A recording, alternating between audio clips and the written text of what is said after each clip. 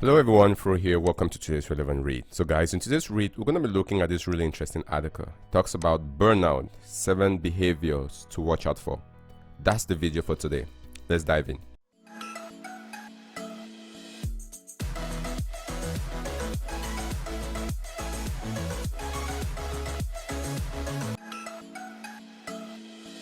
Alright guys, welcome back. On this channel we make videos around career tips, technology advice and inspiration, and burnout is something that really caught my attention as it could really affect a lot of people, especially in the tech space.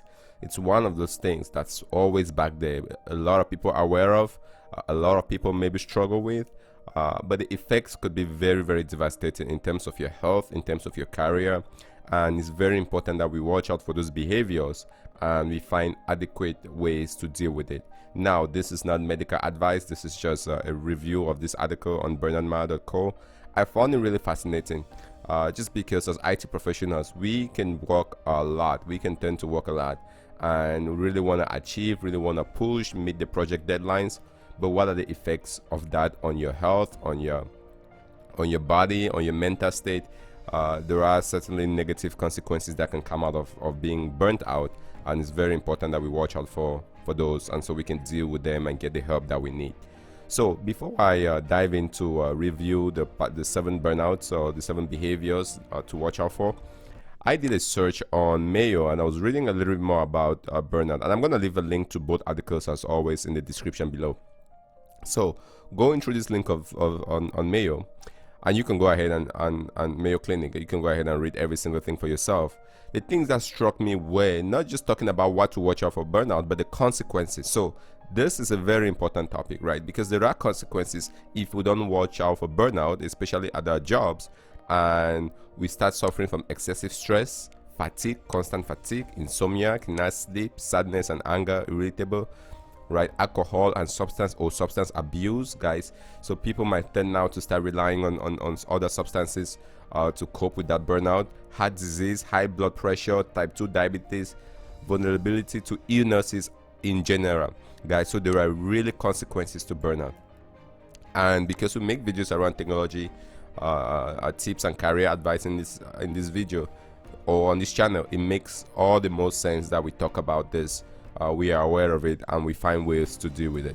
So here are the 7 behaviors to watch out for. If you find yourself exhibiting some of these behaviors, guys, you just might be struggling from burnout in your job. The article goes on to talk about there's stress and then there is burnout, and those are really different, right? Stress is normal, right? We grow from stress. Stress is just a little bit pushing the boundary, but burnout is defined, and I'm going to highlight this, as a state of physical, mental and emotional exhaustion, and it's not taken lightly, right? So this is not, we're not just talking about stress here, which can just be you've overworked a little bit more, right? And that happens from time to time. But burnout is physical, mental and emotional exhaustion. This is you really exhausted, you're out of breath, like you're dreading your work, you don't want to do anything, right? And so this will go into some of the signs of burnout. Let's continue. It's been linked to high blood pressure, heart disease, depression, right? And it's important to know some of the warning signs. So this is no laughing matter, right? As we're talking about burnout here, this is no laughing matter. People do struggle with this, so it's a very, very important topic. All right, so let's go into the 7 signs that burnout shares here. You get sick a lot. So if you find yourself constantly getting sick, right, there's one thing of diseases going around and you just maybe catch a flu here and there, that's one thing. But being in the state of burnout, it does affect your immune system, all right, and that can make you extra sick or extra vulnerable to illnesses. So something that your body could have fought over and overcome, now because you're burnt out, you're exhausted, not just mentally but also physically, your body physiologically, then you're more susceptible to illnesses. So if you find yourself getting sick a lot, right, at times of the year when you shouldn't be sick, right, maybe you normally never sick in summertime, and then all of a sudden in summer you're sick, all right, that might be a sign that, right, there's some stress going on, and definitely something to slow down, get extra rest, and definitely pay attention to. Maybe eat well, take care of yourself, exercise to take care of your body. So number 1, you get sick a lot. Number 2, you feel disengaged at work or procrastinate extensively. All right, so this is something, ideally, in the ideal scenario, in the ideal world, everyone should be excited about their job. Everyone should wake up in the morning and say, wow, I work for the best company. I work with the best team. We're working on some of the best projects that there are out there, right? And so that makes you excited. You go out and you have a mission, a purpose, something that you're actually achieving and you're excited about. But we know in the real world, not everyone is excited about work that way. But that's very different from just being totally disengaged from your work, dreading your work, right? If there is something that you need to do, you start procrastinating. If there's a report, you have to procrastinate on that report until the very last end for you to try to force through that. If you start feeling yourself in that way, then, right, you might really be struggling from burnout, right? Avoiding your co-workers, avoiding a break room, avoiding meetings, just trying to pull back. Guys, if you start feeling yourself in that position, maybe you've gone too far. You need to take some rest, relax, and so that you can be in a better position to engage. You struggle with anxiety and self-criticism, right? This one is very straightforward, right? Where you like anxiety, you criticizing yourself always. You feel like you're an imposter, the imposter syndrome, which is very common in technology. So that could be something to definitely watch out for. So if you start feeling yourself in this position, always feeling anxiety and criticizing yourself, always feeling like you're a failure, guys, it might just be stress, and you need to slow down a little bit, get yourself some rest, get some eat right, exercise, and treat your body well, treat your mental state well. Next one, you overreact to everything, right? There are people who are naturally type A personality. They react and they're always out and pushing and going. But there's another thing to just react to every single thing that happens, right? Your coworker says something and you're screaming. Your spouse mentions something, you're screaming. You're just screaming at the world. You're angry at everybody. You're just always getting upset, right? Somebody doesn't drive fast enough at a stoplight, you get angry and you start honking and you start getting into road rages. Those could be signs of being burnt out, right? If the normal you doesn't behave that way, and then all of a sudden you start finding yourself behaving that way, getting angry, screaming at people, writing angry emails, guys, those might be signs of burnout. So just watch out for overreaction. And this is the one that might be hard to tell, right?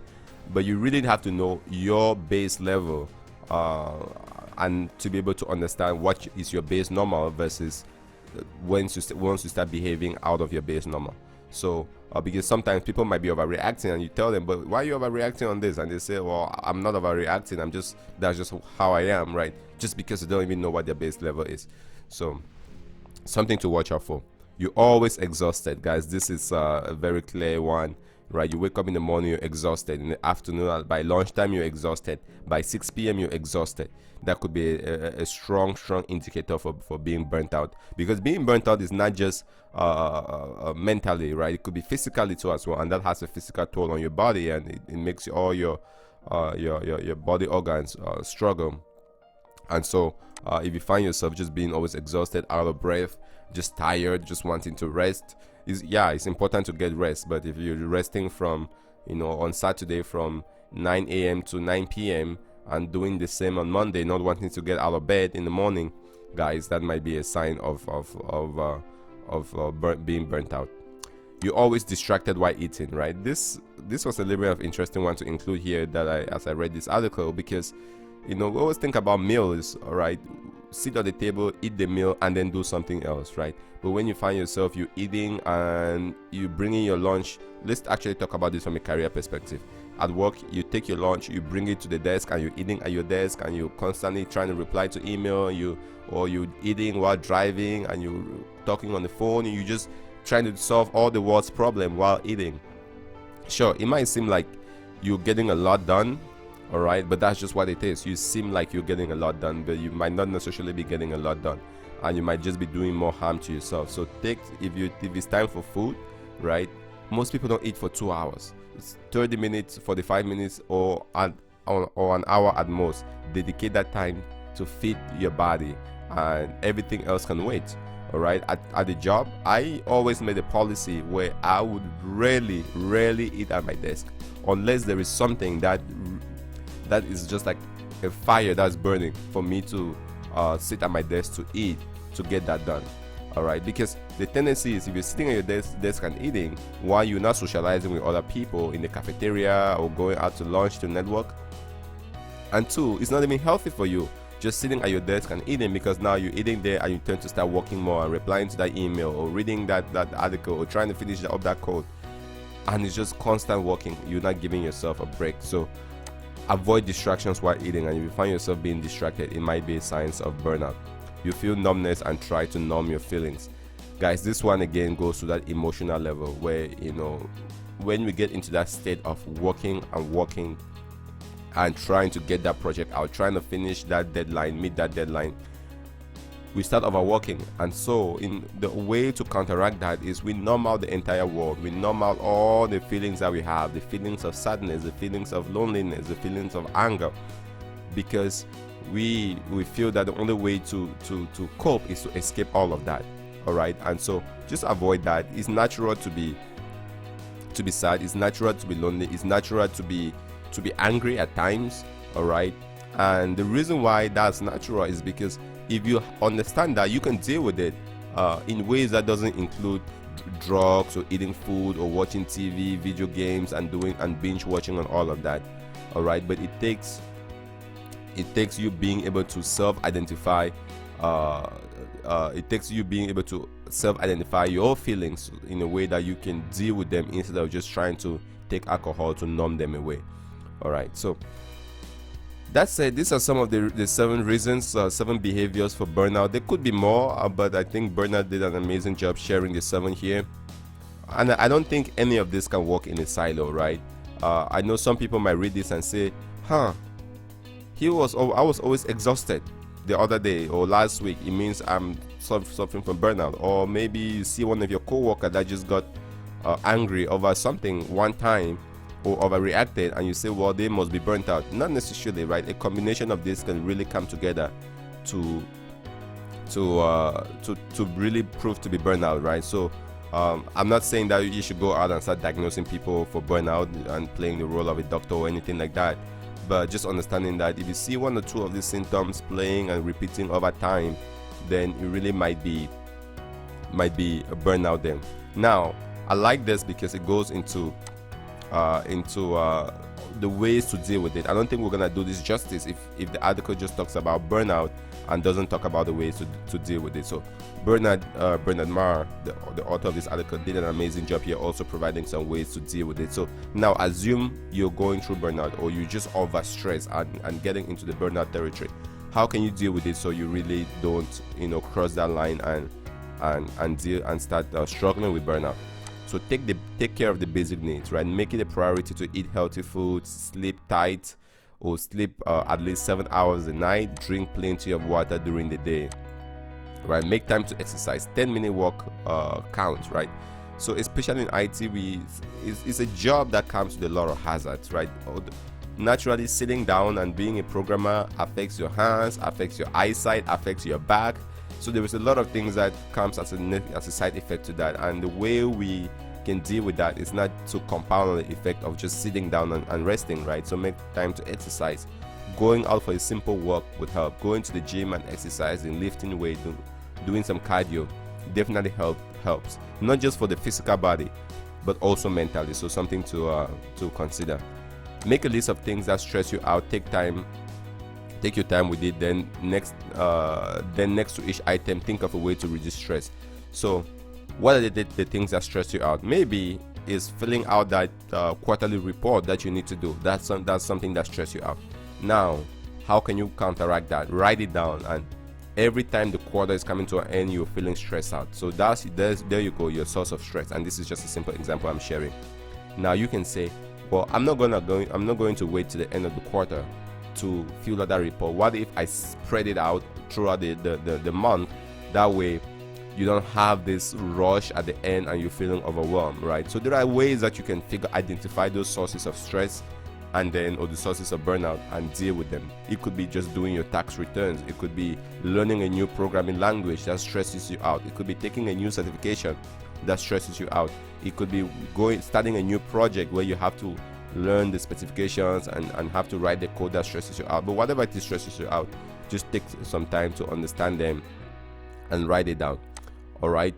Now the next one here is just say no. Say no to a lot of things, right? One of my mentors once told me this, that your success depends very much on the things you say no to more than the things you say yes to, which is counterintuitive to what most people think, right? Most people think, well, if I just go out and I get a lot done and I'm as productive as possible, I say yes to everything, and I can have the longest to-do list, and I crush out my to-do list by the end of the week, that means I am the most successful, achievable person ever.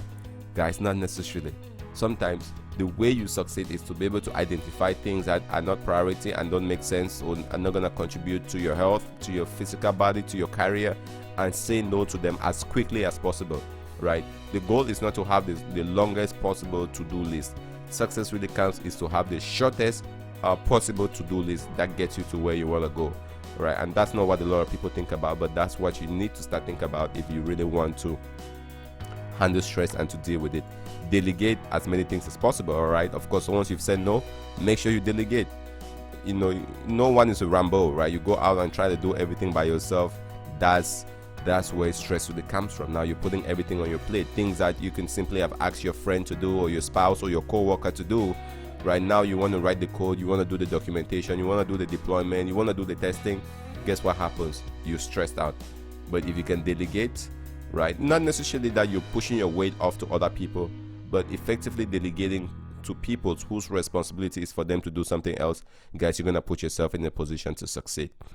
Next one here, set clear boundaries between work and home. Don't bring work to home. Don't check emails at home. Don't take the phone calls outside of work hours. So this is very straightforward, right? I meet, especially for young professionals, if I was to give this advice to a young professional, there is a little bit of that ambition and you want to show proof yourself, and that was me, a couple of years ago, right? I would be at the office and I work, and if something is not done, of course the company gives you a laptop. You can take your laptop home. I bring it home, connect to my VPN remote into the machine, to the work, and I'm still working. And guess what?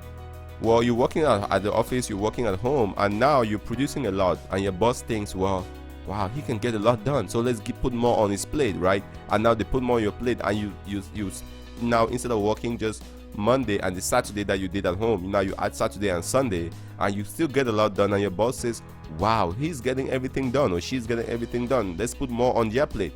And now you find yourself just being overwhelmed from Monday to Sunday, 24 hours a day.